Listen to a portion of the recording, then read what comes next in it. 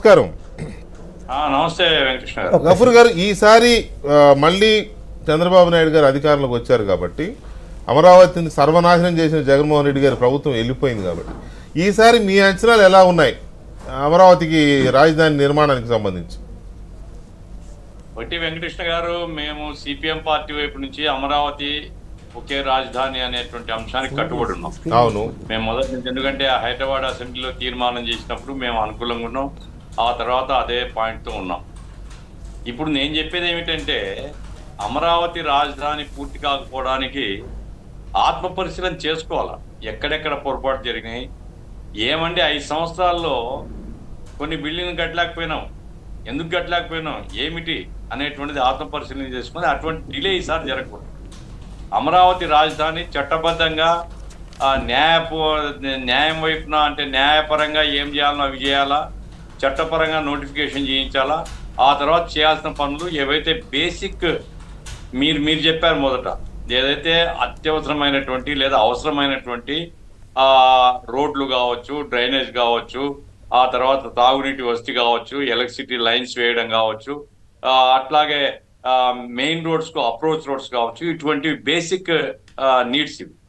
కాబట్టి ప్రయారిటీ వాటికి ఇచ్చి, మొన్న మన నారాయణ గారు చెప్తున్నారు 48,000 కోట్లు అవసరం అవుతుంది.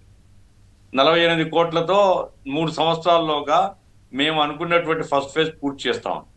నా పాయింట్ ఏంటంటే, ఫస్ట్ ఫేజ్ పూర్తి చేయడం అనేది అత్యవసరంగా పెట్టుకోవాలి. కరెక్ట్. గతంలో నేను చూస్తాను, నేను మరి విమర్శిస్తున్న ఉద్దేశం కాదు, కానీ ఇప్పుడు అమరావతి కట్టడమేమో కానీ రాష్ట్రం అంతటా అన్ని జిల్లాల్లో మట్టిలు తెప్పించి హెలికాప్టర్ మీద మట్టి తల్లిచ్చి ఎందుకు అది ఆ షో అంతా? ఇప్పుడు మా రాజధాని అమరావతి, దాని మీద ప్రయారిటీ ఇచ్చి మనం రైతులకు కమిట్మెంట్ ఇచ్చినాం, ఆ రకంగా డెవలప్ చేయాలనేది పట్టుదలతో కనుక ప్రభుత్వం అనుకుంటే పెద్ద కష్టం కాదు. కాబట్టి ఇప్పుడు నాగభూషణం గారు ఉన్నారు అక్కడే. నేను చెప్పేది ఏమిటంటే, ఇప్పుడు ఆంధ్ర రాష్ట్ర పరిస్థితి బాగాలేదు. ఆంధ్ర రాష్ట్ర ఆర్థిక పరిస్థితి 5 సంవత్సరాల కింద ఉండేటువంటి ఆర్థిక పరిస్థితి లేదు. చాలా చిరిగిపోయినటువంటి ఆర్థిక పరిస్థితి, వడ్డీలు కట్టుకునేటువంటి పరిస్థితులు ఈరోజు రాష్ట్రం ఉంది. అందుకోసం కేంద్ర ప్రభుత్వం ముందుకొచ్చి, ఎందుకంటే క్యాపిటల్, కొత్త రాష్ట్రానికి క్యాపిటల్ నిర్మాణానికి సహాయం చేయడం వాళ్ళ బాధ్యత. అది ఆ రకంగా రాజధాని నిర్మాణానికి, అంటే అమరావతి క్యాపిటల్ నిర్మాణానికి అవసరమైనటువంటి ఆర్థిక వనరులు సమకూర్చేటువంటి పద్ధతిలో కేంద్రం కూడా కాస్త ముందుకు వస్తే, ఉండే వనరులతోనే ఏం చేయాలన్నది ఆలోచించి 48,000 కోట్లు అవుతుందో ఎంత నాకు తెలియదు, కానీ నేనేం నిపుణుని కాదు ఆ విషయంలో.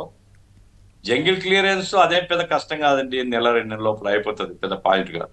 కానీ బేసిక్ రోడ్స్ కానీ, కనెక్టివిటీ కానీ, ఇటువంటివన్నీ కూడా ఏర్పాటు చేస్తున్నాయి. భారీ ప్రాజెక్టు, ఈస్టమన్ కలర్ పిక్చర్ వద్దు అంటున్నారు.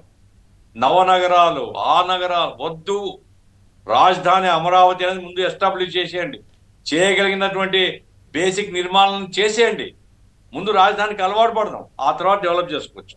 ఆ పద్ధతిలో పోతే మంచిది. ప్రయారిటీస్ పోలవరం, రాజధాని నిర్మాణం, అన్ని ప్రాంతాల్లో ఏవైతే వాగ్దానాలు చేస్తారో అన్ని ప్రాంతాల అభివృద్ధి, ఇవి కనుక ప్రయారిటీగా పెట్టుకొని సమతౌల్యం పాటిస్తే, ఒక ప్రాంతం మీద ఒక అంశం మీదనే కాదు, సమతౌల్యం పాటించి గవర్నమెంట్ అందరి కోసం పనిచేస్తున్నటువంటి వాతావరణం కల్పించుకుంటే వచ్చే ఎన్నికల్లో కూడా ప్రజలు ఆదరిస్తారు.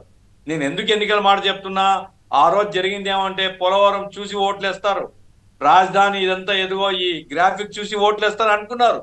ఏమైంది? ఇప్పుడు జగన్మోహన్ రెడ్డి అదే అనుకున్నారు. 30 సంవత్సరాలు నేను ఏమైంది జగన్మోహన్ రెడ్డి కథ?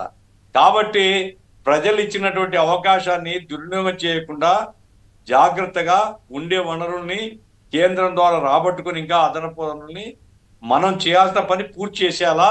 రాజధాని ఇంకో పిచ్చోడు ఎప్పుడైనా మళ్ళా జన్మలో వస్తే ఆ పిచ్చోడు మళ్ళా దానికి ఏకి గీకే పద్ధతి లేకుండా రాజధాని అమరావతి అది ఎస్టాబ్లిష్ అయిపోవాలి, ఆ రూపంలో చేయాలనేది నేను. రైట్. ఒక్క నిమిషం గఫూర్ గారు.